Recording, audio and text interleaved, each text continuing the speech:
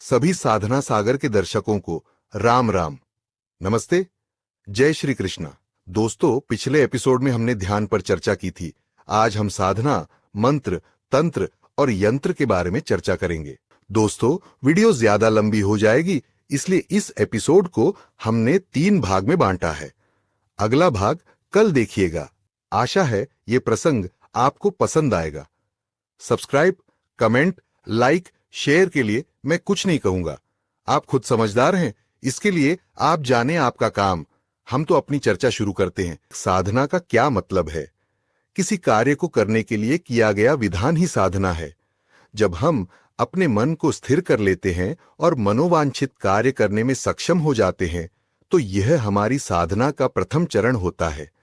साधना का मुख्य उद्देश्य अपने मन को काबू में करना होता है, जिसके माध्यम से हम विशेष कार्यों की ओर उन्मुख हो जाते हैं।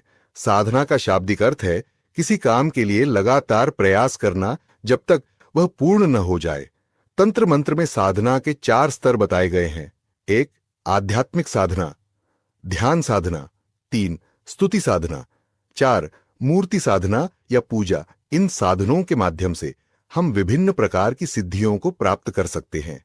हिंदू धर्म में हजारों प्रकार की साधनाओं का वर्णन विभिन्न सिद्धियों को प्राप्त करने के लिए किया गया है। साधना के माध्यम से सिद्धि प्राप्त करके मनुष्य हजारों प्रकार के लाभ प्राप्त करता है। साधना के 4 प्रमुख प्रकार हैं। 1.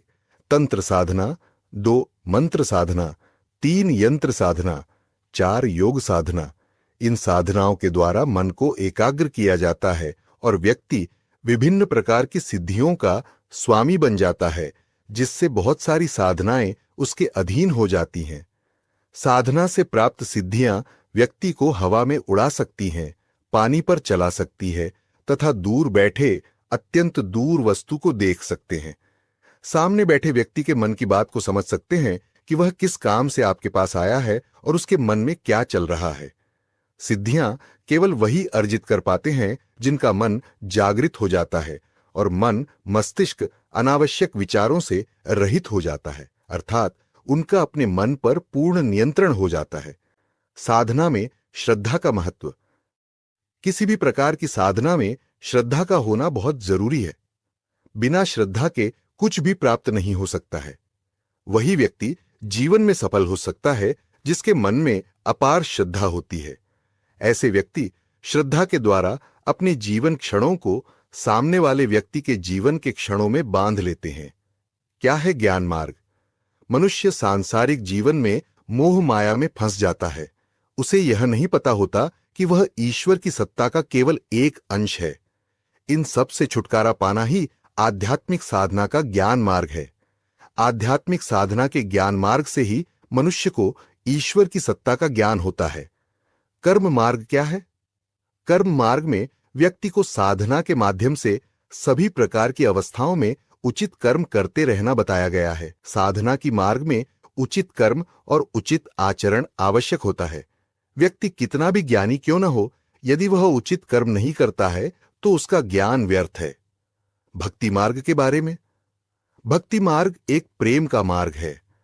बड़े बड़े ज्ञानी संत महात्माओं ने सांसारिक वस्तुओं को त्याग कर केवल ईश्वर से प्रेम किया है।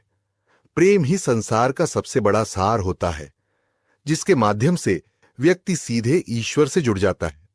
ध्यान साधना क्या है?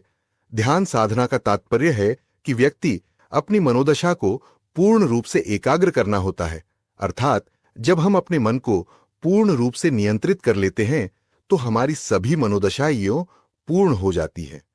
ध्यान साधना के अंतर्गत हम तब तक वह करते रहते हैं जब तक हम पूरी तरह से वैसा करने में समर्थ नहीं हो जाते जैसा हम चाहते हैं। यही ध्यान साधना है।